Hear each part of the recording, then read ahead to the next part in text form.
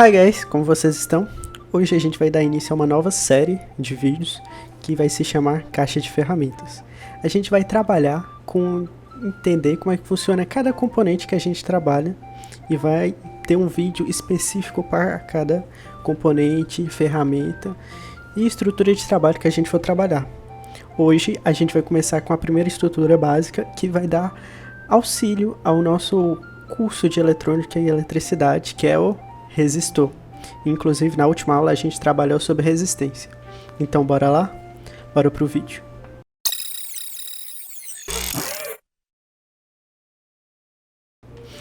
E aí pessoal, como vocês estão?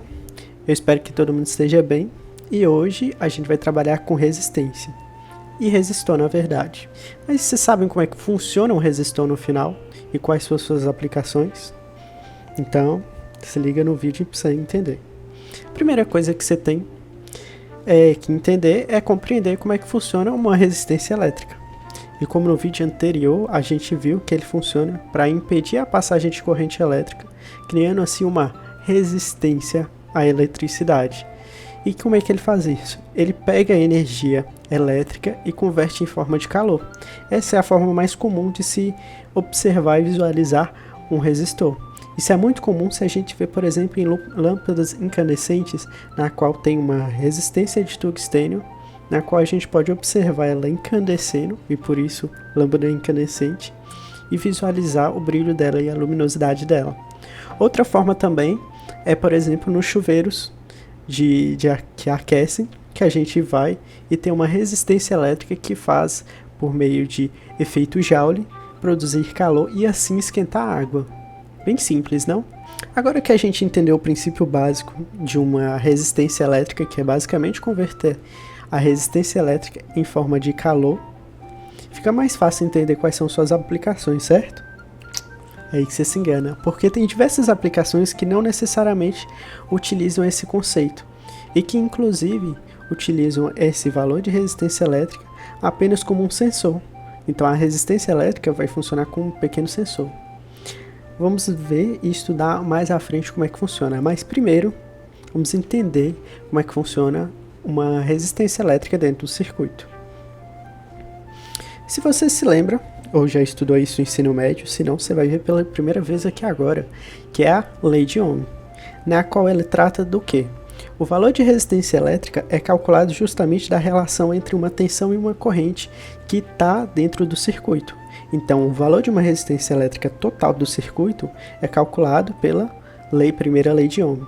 Ou seja, a resistência elétrica é igual ao valor da tensão dividido pela corrente. Todavia, existem diferentes maneiras de se calcular esses três valores dentro de um circuito.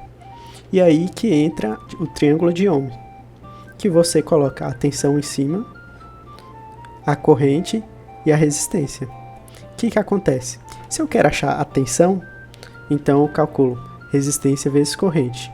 Vocês viram que eles estão embaixo, então um do lado do outro, então eles multiplicam. Se eu quero achar a resistência, eu calculo a tensão sobre a corrente. E se eu quero achar a corrente elétrica, eu calculo a tensão sobre a resistência. E assim tem um triângulo de Ohm. Bem simples de entender e de trabalhar, certo? Então qualquer dúvida quando vocês estiverem montando seus circuitos e trabalhando diretamente com projetos, vocês vão utilizar isso. Isso é de praxe, todo mundo utiliza. A segunda lei de Ohm, a gente trabalha diretamente com o valor de resistência e na verdade a gente trabalha com ele específico, com um resistor separado.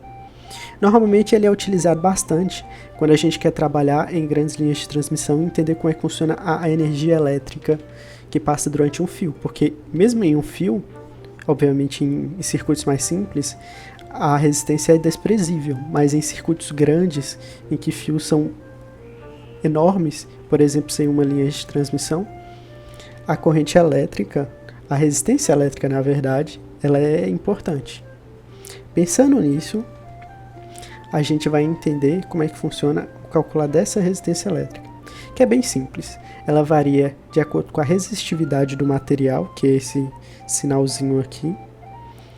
O outro, ele calcula a largura, ou seja, o comprimento do fio, ou do resistor no caso, e calcula também a área transversal. E assim a gente calcula a resistência do material. De outra maneira bem simples, né? Tô falando, pô, resistência elétrica é tranquilo de entender como é que funciona, suas aplicações. E agora, vamos entender os tipos de resistores que a gente pode encontrar. O primeiro resistor que a gente vai ver será o resistor variável, na qual a gente vai trabalhar com dois tipos. O primeiro é o potenciômetro, que ele tem 3 perninhas, assim como o tripote, que também tem 3 perninhas. O resistor, o potenciômetro, ele inclusive é muito utilizado em sons de carro ou de alto-falantes, na qual a gente tem uma resistência que varia o volume de um alto-falante. Assim, tendo uma resistência maior, ele passa menos energia elétrica para o alto-falante e assim produz um som menor. Fica fácil de entender agora, né? Se a gente diminui a resistência, tem uma passagem maior de corrente elétrica e assim o som do alto-falante se torna maior. Ou tem diversas outras aplicações para o potenciômetro, assim como o tripote. A diferença dos dois, que são resistências variáveis, é que o tripote normalmente você faz apenas um ajuste pequeno e depois deixa lá. O potenciômetro não, você vai variando de acordo com as suas aplicações, por exemplo, é um volume de um alto-falante. Um outro resistor que é muito bem conhecido é a questão do LDR, que é uma resistência que muda de acordo com a intensidade de luminosidade que é aplicado sobre ele. Ou seja, se eu aplicar uma luz bem forte, ele vai aumentar o nível de resistência dele e se tornar uma resistência maior. Ele varia também? Varia, mas ele varia não de acordo com o ajuste fino que a gente faz no tripote ou no potenciômetro. Ele varia de acordo com a luminosidade do ambiente na qual ele é colocado. Existe uma outra infinidade de resistores, nas quais a gente não vai trabalhar aqui agora, mas quem sabe fica para a próxima caixa de ferramentas que a gente estiver trabalhando. E esses são os componentes que a gente vai trabalhar hoje. Mas vocês sabem como é que calcula a resistência de um resistor? Aqueles bem simples. Para entender como é que funciona o cálculo de uma resistor simples, a gente vai trabalhar justamente com a tabela de cores de um resistor, nas quais os primeiros 2 números indicam o valor numérico, ou a quantidade de resistência que ele tem. O segundo valor é o multiplicador dele, ou seja, você pega esses 2 números e multiplica por esse valor. E o terceiro é a tolerância na qual esse resistor aguenta até que ele pare de funcionar, ou queime no caso, né? Porque todo resistor também tem um valor de potência na qual ele aguenta e não pode ultrapassar isso. Porque imagina você passar uma corrente muito elétrica, uma corrente muito forte durante um resistor, é perigoso ele queimar, então tome cuidado. Calcule bem os resistores que você for usar no seu circuito. Mas é isso, pessoal. Espero que vocês tenham gostado desse quadro novo. E pau na máquina.